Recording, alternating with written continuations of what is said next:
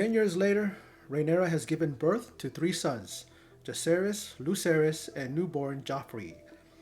All lack the Valyrian platinum hair, but King Viserys rejects Queen Alicent's assertion that Sir Laenor is not their father. Alicent tells Aegon he must prepare to one day dispute Rhaenyra's claim for the Iron Throne, as he, Viserys' firstborn son, will always be the threat to her claim, and his life would not be safe if she were to take the throne. Daemon and his wife, Laena Velaryon, visit Pentos with daughters Baela and Rhaena.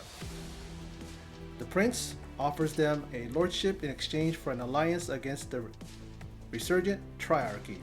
Unable to give birth after an agonizing labor, Laena commands her dragon Vhagar to incinerate her. Sir Criston, now serving Alicent, goads Sir Harwyn into attacking him by implying that Harwyn fathered Rhaenyra's children. To ease family strife, Rhaenyra proposes Jacaerys marry Helaena, Alicent's daughter, which Alicent rejects. Shortly after, a disgraced Sir Harwyn bids Rhaenyra and her sons farewell before his father, Hand of the King, Sir Lionel Strong, escorts him to Harrenhal Castle. Alicent confides to Sir Lionel's younger son, Larys, that she wishes her father, Sir Otto, was still the king's hand. Larys recruits three criminals to set fire to Harrenhal, killing Lionel and Harwyn. Rhaenyra moves her household to Dragonstone, also bringing Laenor's lover, Sir Quarrel Corey. That is the synopsis to House of the Dragon, episode 6, entitled The Princess and the Queen. And we take a jump into the future 10 years, where we see adult actresses taking over the roles of Rhaenyra and Alicent. I honestly think that they do favor them. They look like them, especially the one who plays the elder or the older Rhaenyra. And of course, in this thing, we see her children grown. And the thing about it is it's like a callback to Game of Thrones, where Robert Baratheon, his kids all had platinum blonde hair and he had dark hair. And we all know that the kids were not his, but they were Jaime's. And here we have another thing where it's like it's not even what I call it, Laenor's kids. How could he when he doesn't look anything like him? He's half black, half white, right? And then you look at them and they don't even. You look at what I call it, Laena's kids, right? That she had with Daemon, and they bear the same thing, the striking blonde hair, and looks just like him. But now with them, it's just like you can tell. And I don't know how Viserys is like not listening to Alicent, doesn't believe in Alicent's assertion that those aren't Laenor's kids. No kidding, right? But he doesn't want to see it that way. But then again, he does know that. I don't know. I'm pretty sure he knows that a lot of times the king or the queen or whatever, it's like they're not really the kid, like the father especially is not the king is not the father of the children. We've seen it, like I said, in Game of Thrones, right? In Game of Thrones, we saw that with Robert Baratheon. Speaking of Robert Baratheon's kids, well, so-called kids, he had Myrcella and Tommen and then Joffrey, and then the third son is named Joffrey. There was something out there that said that there was a nod to Joffrey from Game of Thrones. I guess this is it. Like they had someone named, having his name before he was even born. Like centuries later he was born, right? But yeah, I mean, this episode, jumping so far into the future, and you're just thinking like from that point, last episode to now, so many things happened. So many things transpired. Damon is now married to Lena. They have 2 kids, 2 daughters, and like I said, Rhaenyra has given birth now to 3 sons. We see the birth of her third son, Joffrey. And you see, Viserys is so happy and so proud, of course, because it's all boys, you know, and rightfully so. They can be heirs. I mean, you know, like what's that? Aegon, right? Aegon was someone who Otto, his grandfather, wanted specifically to be the heir, not Rhaenyra. They know that if Rhaenyra becomes the queen, she ascends the Iron Throne, then there's trouble for Aegon and his brother, and because there's an uprising. They don't want to see a female ascend the throne.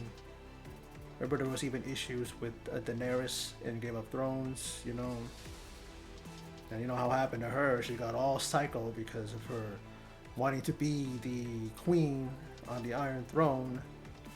And here we are, with this whole thing. And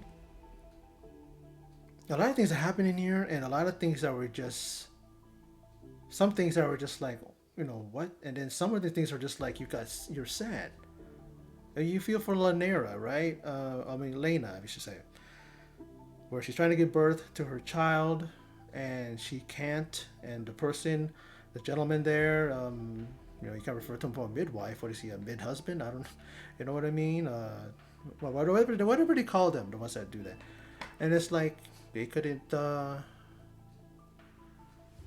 baby wouldn't come out.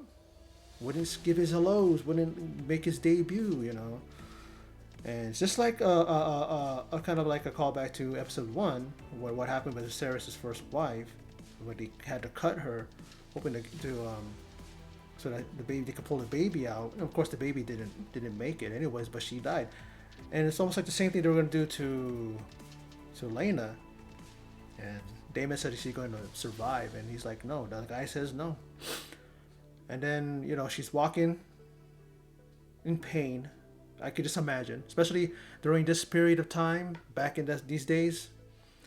I mean, what kind of anesthetic did they have? What kind of, I think they just took a little whatever kind of concoction they put together and rub a person's belly or give them to drink it or something like that. It's just like, so she had to be in mind-numbing pain.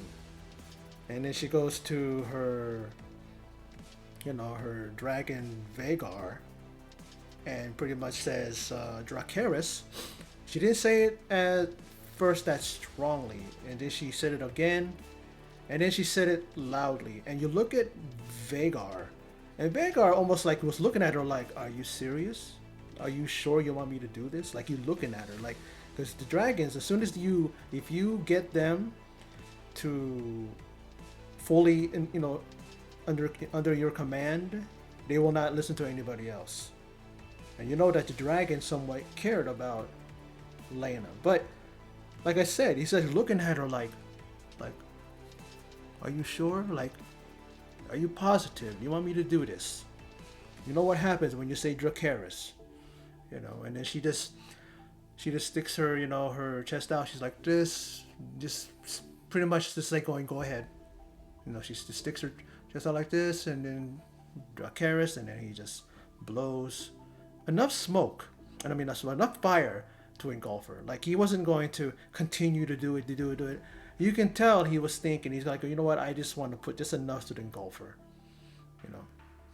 I'm not going to keep blowing it on her and stuff like that. And then Daemon's there, and Daemon is affected, you can see. He even yelled out her name before it happened, and it was too late. You see a scene where he's walking away from his daughters. I'm sure he told them, and then you see them crying.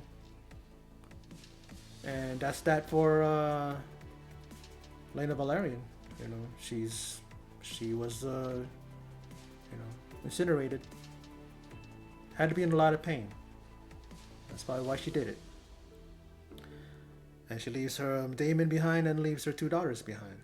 I wonder what happened to his father. I wonder what happened to her mother. You know, even her uncle. I mean, we don't see him here, but we probably see him later on.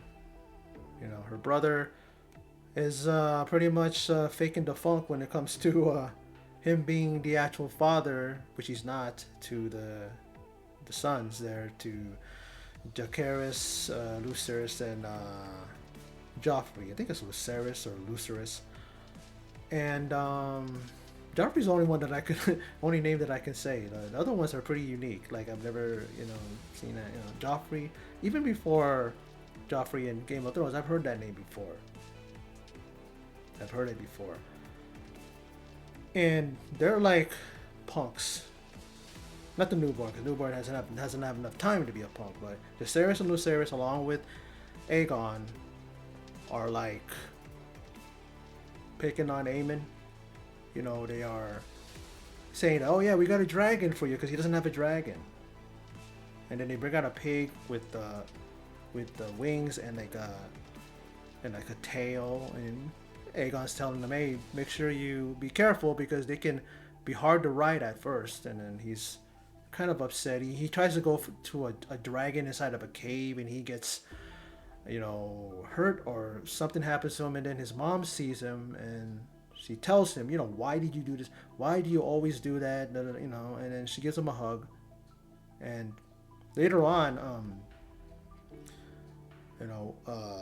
Rhaenyra is talking to her dad and to the queen and then everybody else in the small council.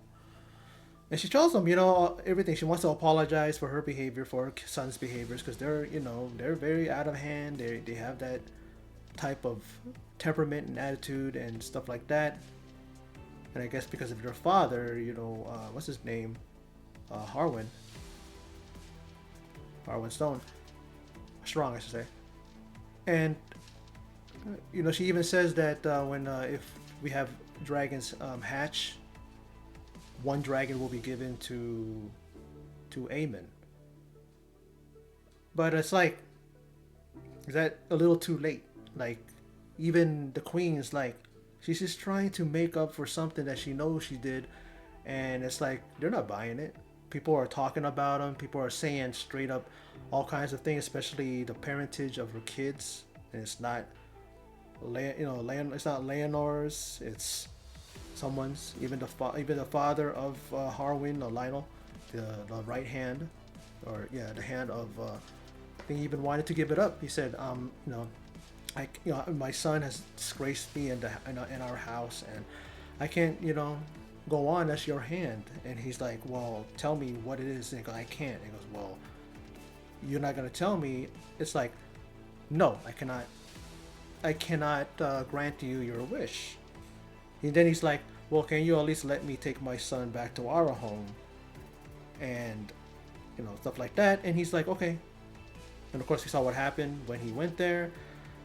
Him and his son were burned alive in their home.